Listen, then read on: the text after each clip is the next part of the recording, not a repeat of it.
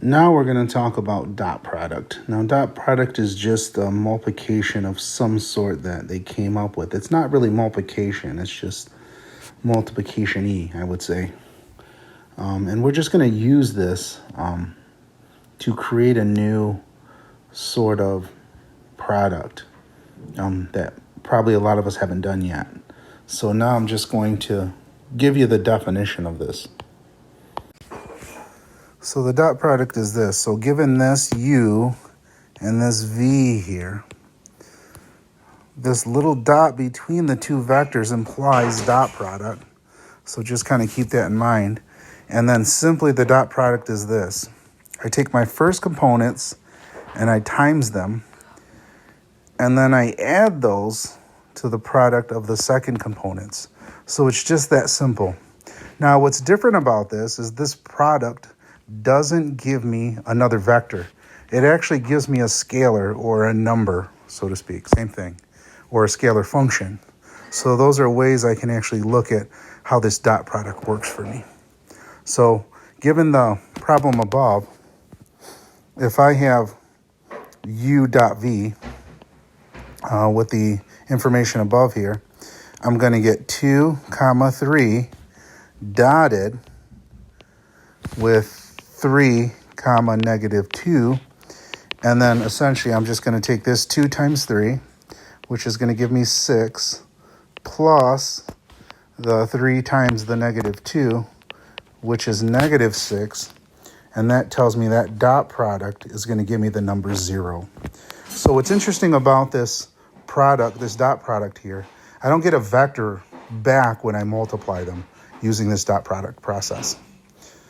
And I shouldn't say multiply because it's just dot product. It's like a morphed kind of multiplication. So anyways, there it is. So that's how I use dot product.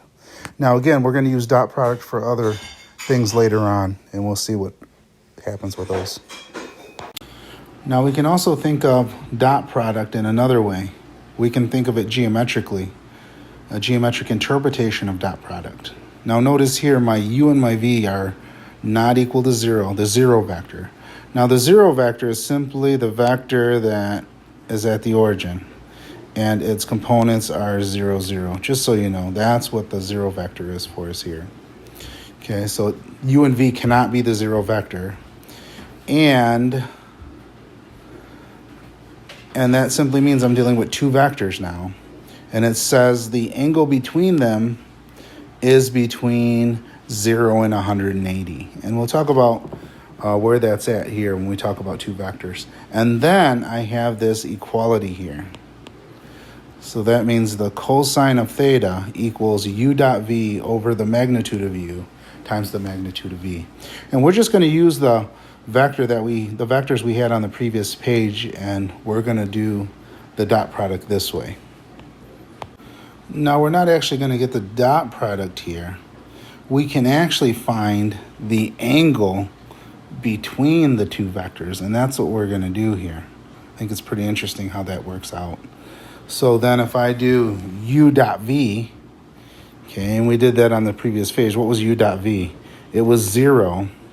Okay, so I have the cos of theta here. That equals 0, and the magnitude of u. And the magnitude of u would be, all I would have to do here to get the magnitude would be take 2 squared plus 3 squared and square root it. Remember, it's that Pythagorean theorem I'm dealing with. So that's going to result in 4 and 9, which is the square root of 13. And then I do the same thing with the v here, because I'm going to need that one too. And that's going to be 9 plus 4 as well. So that's going to be the square root of 13. So they're both the square root of 13. So then that's going to give me the square root of 13. Oops, let me write that a little better. Times the square root of 13. And that's going to be really 0 over 13, which equals 0. So then what I'm looking at here is the cosine of theta. If the cosine of theta equals 0, what does that tell me theta is? This would imply, if you didn't know, theta would equal pi over 2. So now if I were to graph these two vectors here, I would end up with this here. And if you look at this, it's telling me that the angle between these two is going to be 90 degrees, which it is. It's pi halves. Now, the reason why they had to use 0 and 180 there is because notice this. What if I thought about, let's say, this angle here? Now that angle is past 180 degrees. That's actually 270 degrees.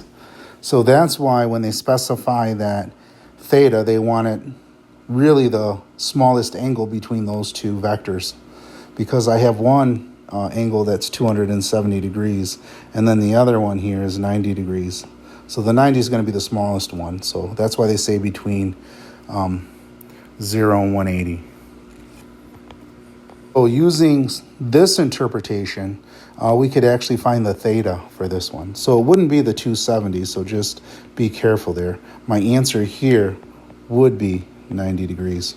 And we can see what that is. And that's actually what we call orthogonal vectors as well. That's another name they use for that when we end up with pi halves. They call it orthogonal. So they say U and V are orthogonal. So that simply means the angle between those two vectors is 90 degrees. And when I see the dot product being 0, that's an indicator also right away that they're orthogonal and the angle between them is 90 degrees. That's just a given.